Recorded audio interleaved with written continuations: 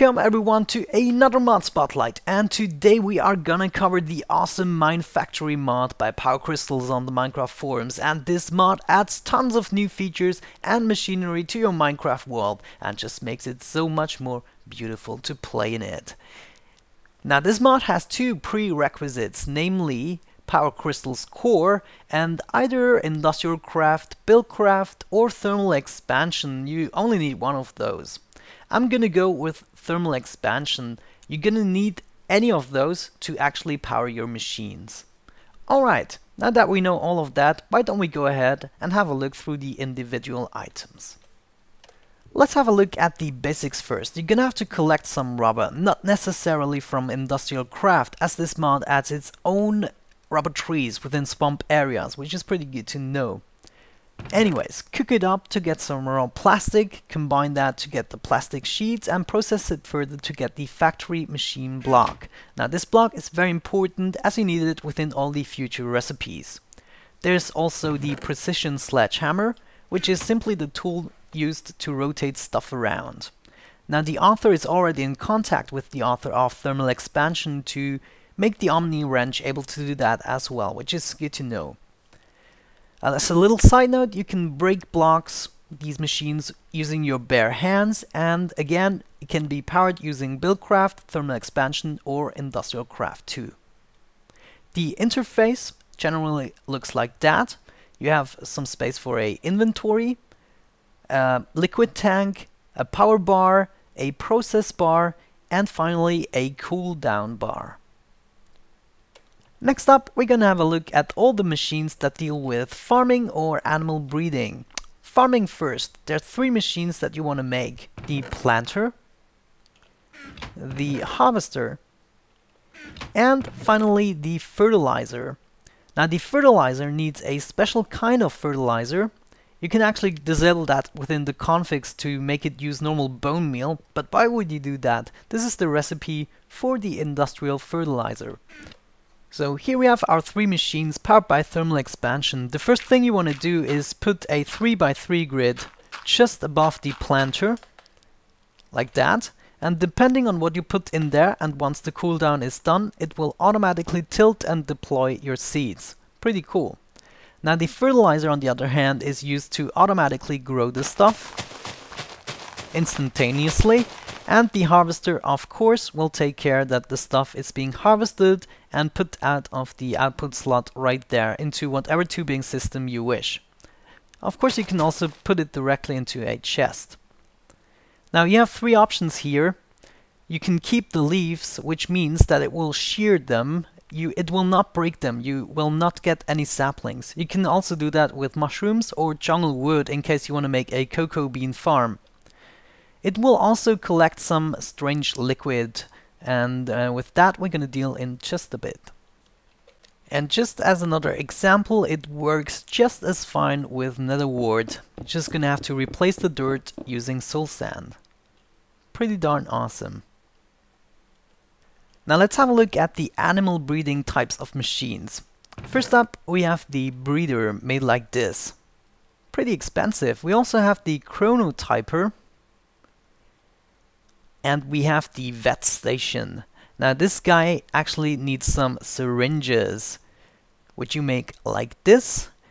And if you want to make a healing syringe, which heals animals, you're gonna need an apple. And the growth hormone syringe is gonna need a golden carrot.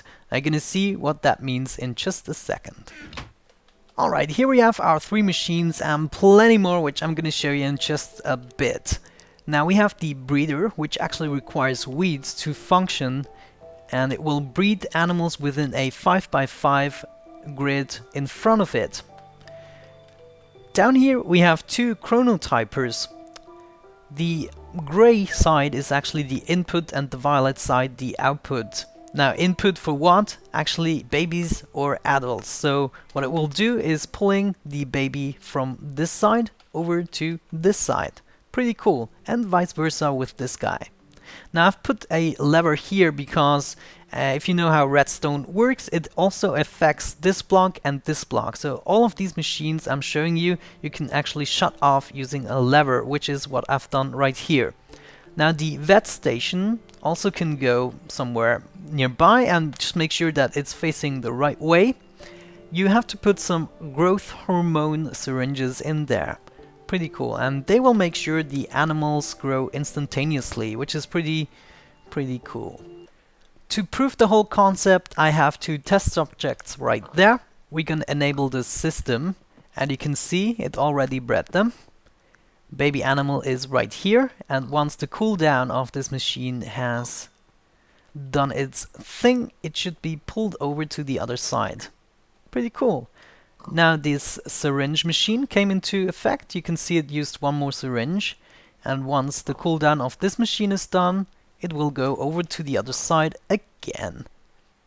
Be ready to breed. Holy cow!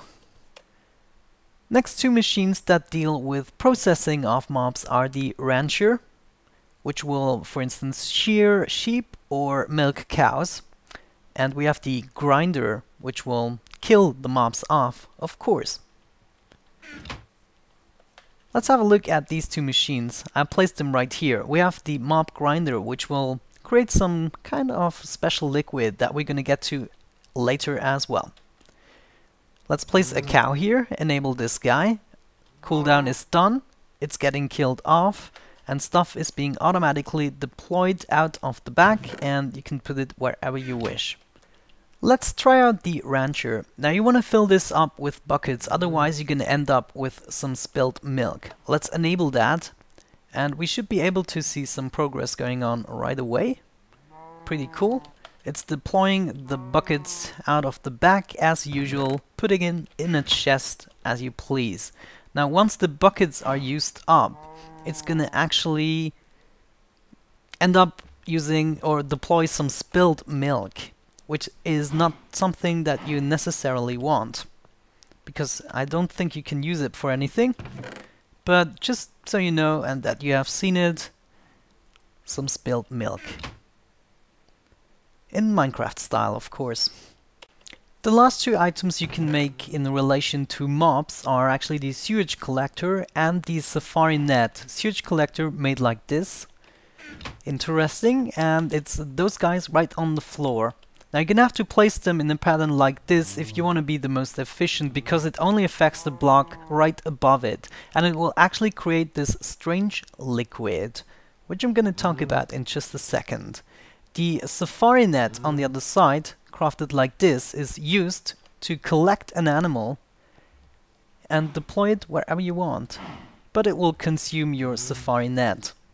But a pretty good solution to drag around mobs. Now that we are done with the whole farming and breeding systems, let's have a look at some miscellaneous items and processing machinery. First up, we have the conveyors and item collectors. A conveyor belt made like this, using rubber, or the item collector.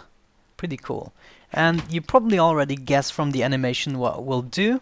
It will drag either items or players around.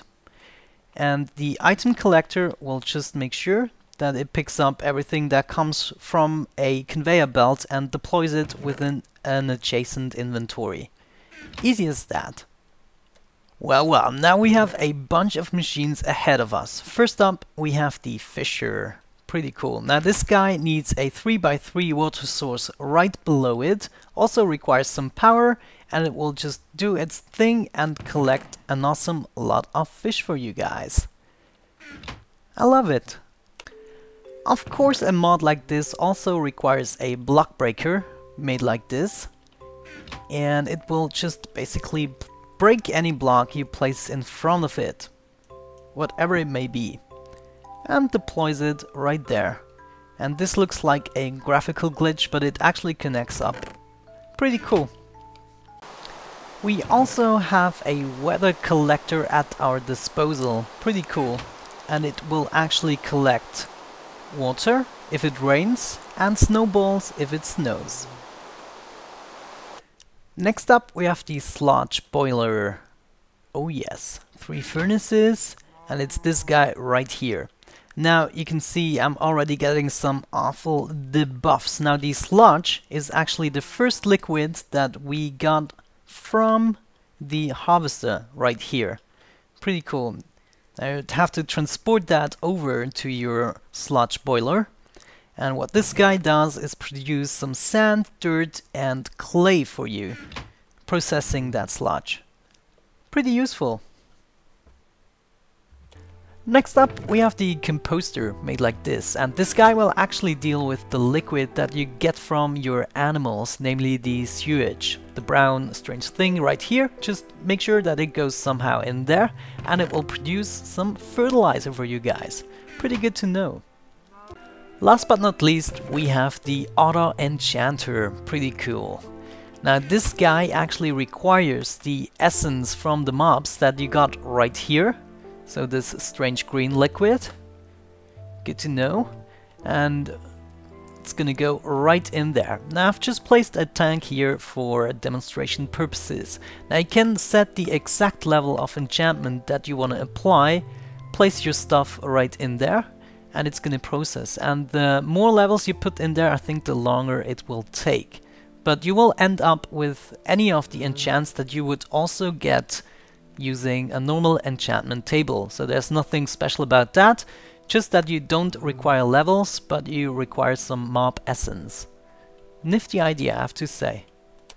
To finish off this spotlight, we're gonna have a look at the 4 types of rails this mod adds. We have the passenger drop-off and pickup rail. We also have the cargo drop-off and pickup rail. Now, you probably already guess how these guys work, but let's get a minecart running here. Now this is the pickup thing, and the range on which it will pick me up can actually be adjusted within the configs, but you saw on the drop-off rail, or at least close to it, I got dropped off again. Great! The cargo rails on the other side will pick up stuff from a nearby inventory and deploy it wherever there is the opposite rail. Pretty good. So we have an empty chest right here and some stuff right here. Let's place some more stuff in there. Now, technically, this chest right here should be filled up once the cart passes, and deploy it right here. Pretty cool. Works like a charm.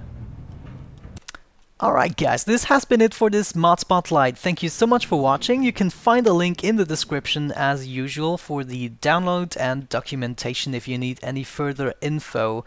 Other than that, thank you so much for watching. Have a good time and see you next time. Bye bye.